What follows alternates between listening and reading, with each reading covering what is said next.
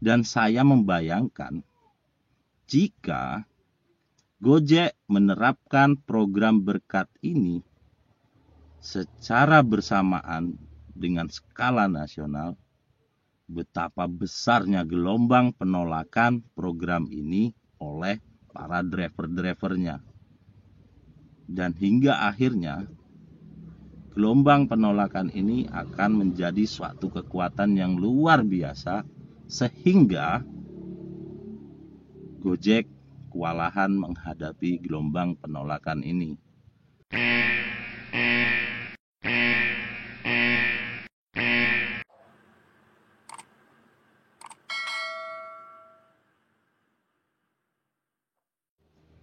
Ada yang tahu dengan catatan sejarah Kerajaan Singasari yang kekuatannya mampu menaklukkan sepertiga kekuatan dunia. Bahkan pada waktu itu Kerajaan Singasari yang dipimpin oleh raja yang bernama Kertanegara mampu menaklukkan pasukan terbaik di dunia, yaitu pasukan Mongolia. Namun Kerajaan Singasari takluk dengan Kerajaan Gelang-Gelang yang dipimpin oleh raja yang bernama Jayakatwang. Dan Jayakatwang itu notabene adalah besan dari Kertanegara. Luar biasa, bukan? Di sini saya melihat bahwa bukan Jayakatwang yang hebat dan piawai mengatur siasat untuk menaklukkan Singasari, namun saya lebih fokus dengan betapa lalainya dan sombongnya seorang Kertanegara sehingga mampu ditaklukkan kerajaan kecil, kerajaan Gelang-Gelang yang dipimpin oleh Jayakatwang. Catatan sejarah ini memberikan pelajaran kepada kita yang sangat luar biasa, bahwa sebuah kesombongan dan kelalaian itu akan menghancurkan kekuatan sebesar apapun. Selamat pagi, selamat beraktivitas rekan-rekan driver Gojek di seluruh Indonesia tanpa terkecuali. Di video kali ini saya akan membahas misteri dan fakta-fakta di balik program berkat yang akhir-akhir ini diluncurkan oleh Gojek Indonesia. Oke, langsung saja kita mulai pembahasannya. Fakta yang pertama, program berkat dilakukan tidak secara skala nasional. Program berkat diterapkan berskala daerah satu persatu dengan waktu yang berbeda-beda. Nah, kenapa program berkat ini tidak diluncurkan dengan skala bersama dengan skala nasional? Tujuannya adalah memecah kekuatan penolakan para driver-drivernya. Mengotak-ngotakan, jadi kekuatan penolakan ini akan dikotak-kotak hingga akhirnya terpecah. Dan penolakan itu secara bergilir, tidak secara bersamaan. Dan sehingga para driver merasa tidak senasib, tidak seperjuangan, hingga penolakan itu hanya berskala kecil, tidak skala nasional. Dan saya membayangkan jika Gojek menerapkan program berkat ini secara bersamaan dengan skala nasional, betapa besarnya gelombang penolakan program ini oleh para driver-drivernya. Dan hingga akhirnya gelombang penolakan ini akan menjadi suatu kekuatan yang luar biasa sehingga Gojek kewalahan menghadapi gelombang penolakan ini. Dan saya membayangkan, dan coba kita bayangkan, seandainya seluruh driver yang ada di Indonesia ini melakukan penolakan secara bersamaan, berapa kerugian Gojek dalam satu harinya? Triliunan rupiah. Luar biasa, bukan? Dan fakta yang kedua adalah skema yang berbeda-beda pada setiap daerah. Nah, ada yang tahu kenapa setiap daerah diberlakukan skema yang berbeda-beda dengan target poin yang berbeda-beda, dengan jumlah pembulatan yang berbeda-beda? Tujuannya adalah agar setiap driver di daerah masing-masing merasa tidak satu nasib dan merasa tidak sama perlakuannya. Sehingga apa?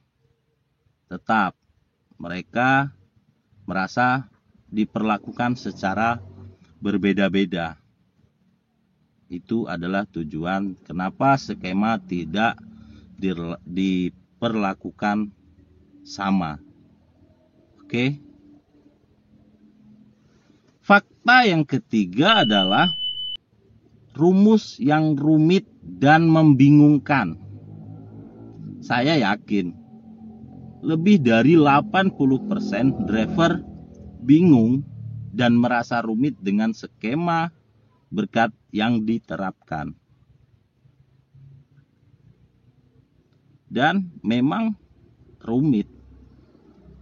Pengolahan kata-kata, penyusunan kata-kata pada rumus program berkat ini sangat luar biasa, membingungkan, rumit, butuh waktu untuk memahami program berkat yang diterapkan oleh Gojek pada setiap daerahnya. Saya tidak terlalu tertarik dengan program berkat yang diberlakukan. Namun saya lebih tertarik dengan siapa yang menggagas program berkat ini. Dan saya menyatakan luar biasa siapa yang menggagas ide program berkat ini. Sangat jenius. Fakta yang keempat adalah dengan diberlakukan program berkat ini, baik di daerah manapun, akan hanya sedikit jumlah driver yang menerima pembulatan dari program berkat yang diberlakukan. Artinya bahwa Gojek hanya memberikan sedikit saja insentif dari insentif yang sebelumnya, insentif dari skema yang sebelumnya. Jadi program berkat ini dalam artian bahwa Gojek jauh lebih irit dan jauh lebih sedikit mengeluarkan jumlah insentif daripada skema yang sebelumnya pada setiap daerah. Oke, kemungkinan hanya sekitar 10% dari insentif yang dia keluarkan dengan skema yang sebelumnya. Fakta yang kelima adalah dengan diberlakukannya program berkat ini, otomatis ya dari jumlah insentif yang dikeluarkan dari skema yang sebelumnya itu kemungkinan hanya sekitar 10%.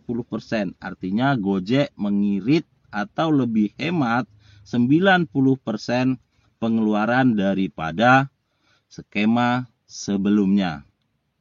Dan otomatis hanya sedikit driver yang mendapatkan akumulasi atau pembulatan pembiayaan insentif dari skema berkat ini tadi. Luar biasa. Yang keenam, fakta yang keenam sudah pasti. Dengan diberlakukan program berkat, maka pendapatan Gojek itu akan jauh lebih besar dan berlipat-lipat ganda daripada pendapatan sebelumnya. Karena biaya yang seharusnya dikeluarkan untuk membayar insentif kepada driver dengan skema yang sebelumnya, itu Gojek tidak mengeluarkan. atau hanya mengeluarkan sekitar 10% dari pembiayaan insentif dengan skema yang sebelumnya. Jadi Gojek mendapatkan keuntungan jauh lebih besar daripada skema yang sebelumnya. Itulah fakta-fakta menarik di balik program berkat yang diberlakukan oleh Gojek terhadap mitra-mitranya yang saat ini telah diterapkan di beberapa daerah dengan cara bergantian atau tidak bersamaan. Saya Arsu Kagawa, salam dari saya, salam satu aspal.